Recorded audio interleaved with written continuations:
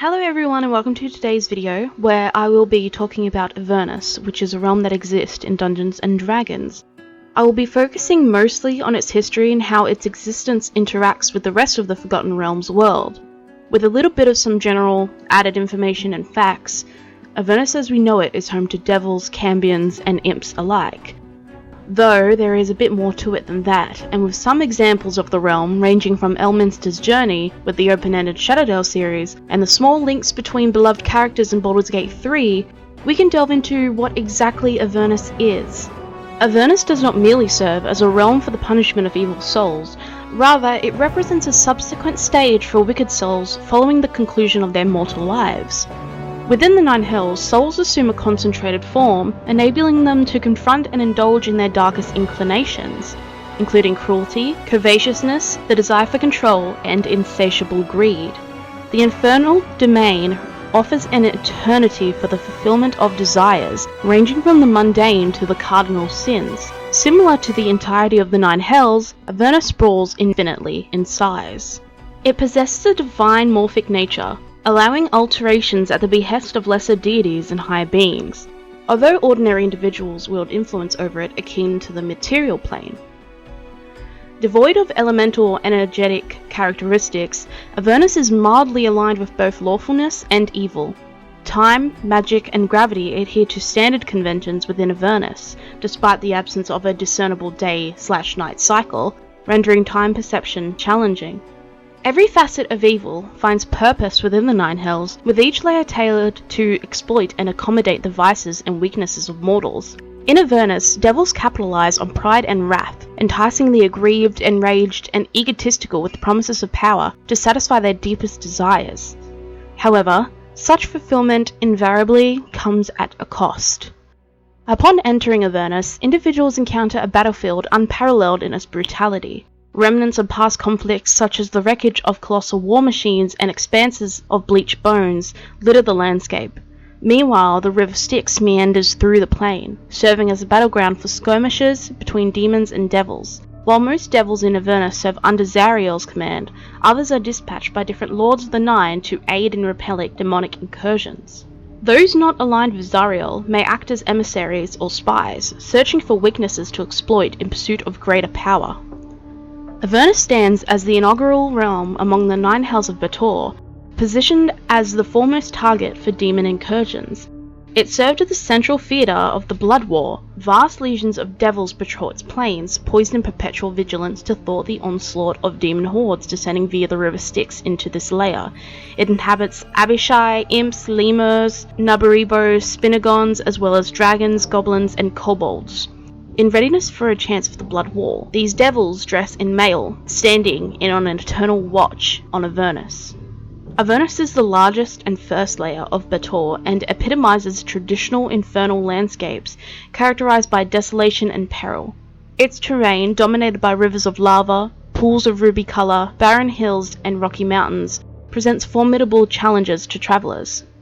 The presence of sharp crystals and treacherous rock formations makes swift movement hazardous, while rubble and tormented rock formations further impede progress. The desolate plains are strewn with hazards like tar pits, quicksand, lakes of lava, and salt flats, creating a harrowing environment reminiscent of damnation itself. Inhabitants of Avernus contend with erratic fireballs streaking across the sky, which seemingly target movement and leave destruction in their wake upon impact. Seeking shelter from these fiery projectiles amidst the scorched earth is imperative for survival. The air is thick with toxic fumes and volcanic ash, while swarms of flies further obscure visibility. A constant blood-red light permeates the atmosphere, devoid of sun or stars. Avernus's thematic association with blood is manifested in the River of Blood, coursing through Bator and collecting the remnants of countless battles. The skies above teem with swarms of biting flies, hell wasps, and blood-sucking stirges, relentlessly hunting for sources of blood to feed upon. At times, these swarms grow so dense that they obscure the sun and overwhelm the senses with the cacophony of their buzzing wings. On the ground, bands of Nabaribos, grotesque and blind castaways of the damned, roam in vast numbers, resembling lakes of writhing flesh as they search agonizingly for sustenance. Among the myriad perils of Avernus lie bone fields, treacherous quicksand, bubbling tar pit, lakes of searing lava, canyons echoing with the cries of tormented souls, and the salt flats crafted from the tears of the damned.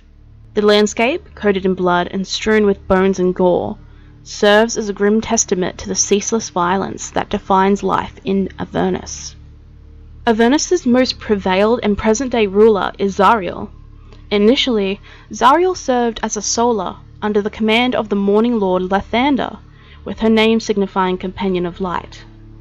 She was tasked to monitor the progress of the Blood War in Avernus from the seven heavens of Mount Celestia, and whilst the precise commencement of the initial skirmishes of the Blood War remained uncertain, scholars speculated that they likely ensued in the aftermath of the Dawn War, the epic struggle between the gods and primordials, which ended in 8520 DR at the earliest.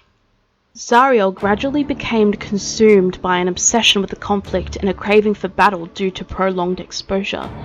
Despite her angelic peers' attempt to dissuade her impetuous nature, Zariel persisted in her desire for combat, which was consistently thwarted.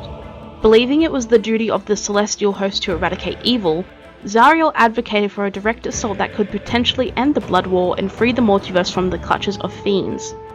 Her repeated pleas to engage in the conflict were rebuffed, leading to mounting frustration, especially after witnessing atrocities like the slaughter of a village under her protection by Yinogu. In defiance of her superiors, Zariel led the Hell Riders of Elturel, a group of mortal allies she personally trained, into Avernus in what became known as the Ride. During the Year of the Bow, in 1354 DR, despite being outnumbered by devils, the army faced defeat, resulting in shame and terror as survivors fled. Asmodeus intervened, retrieving Zariel's unconscious body and commending her efforts. Succumbing to the corrupting influence of Hell, she was elevated to the status of Archdevil and dubbed Asmodeus' Champion. During her first reign, Zariel altered the demonym for Avernus from Avernan to Avernal, causing some confusion among the denizens of Hell. Previously, before Zariel's first reign, Avernus underwent a significant succession of rulership and political intrigue, reflecting the intricate power dynamics within the infernal hierarchy. Initially governed by the then archfiend Tiamat, who was tasked with suppressing potential threats posed by outcast devils, the Leia experienced a period of instability under her rule. Despite her failures, Tiamat was spared punishment by Asmodeus, who recognized her intentions through telepathic insight. Instead, she was allowed to redeem herself by overseeing the main gate to Dis, the second layer of Bator. This arrangement persisted until Tiamat's ascension to demigoddess status in 1346 DR. Then, following Tiamat's departure, Zariel assumed control of Avernus, only to be betrayed by Bel, a pit fiend general. Bel's manipulation and imprisonment of Zariel within the Bronze Citadel marked a tumultuous phase in Avernus' governance. Asmodeus intervened strategically, enlisting Tiamat to subtly undermine Bel's burgeoning power, thereby ensuring her containment within the layer. Subsequent events saw Zariel's return to rulership after Bel's fall from grace, accompanied by a transformation of Avernus from a prosperous realm into a desolate wasteland ravaged by the Blood War. Zariel's bitterness towards Tiamat's involvement prompted her cooperation with external forces, such as Severin Sirajan and the Red Wizards of Thay, to expel Tiamat from Avernus. Throughout these transitions, the layer witnessed shifts in its societal structure, transitioning from a hub of civilization to a materialized landscape dominated by citadels.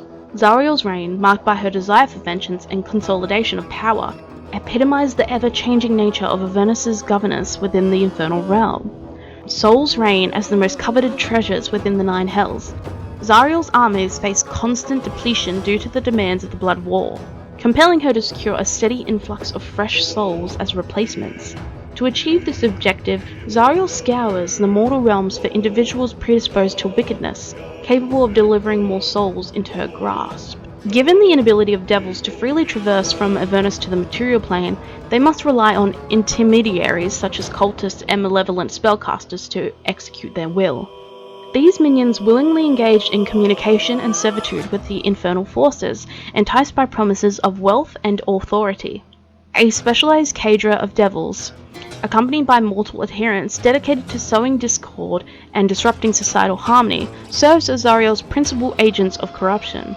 By funding nefarious organizations, manufacturing and disseminating weaponry, and instigating seemingly random acts of violence under false pretexts, these entities foster conditions conducive to conflict and chaos. Through their orchestrated efforts, they facilitate the proliferation of evil deeds among mortals, corrupting countless souls and ensuring a steady influx of diabolic soldiers to bolster the ranks of Zariel's forces in the Blood War.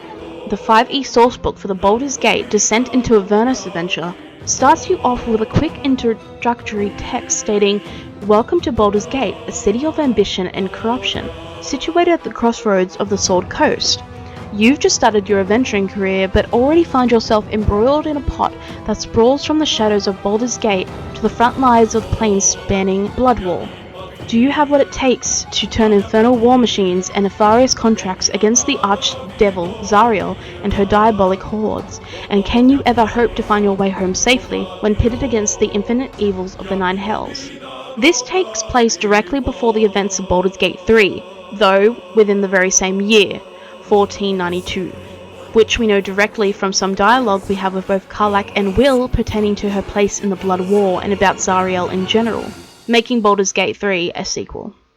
The sourcebook describes Avernus as a place of abject misery where no one is happy, and that apparently it was not always the hellscape it is presently, and that, quote, "Avernus was not always the blasted, war-torn battlefield it is today.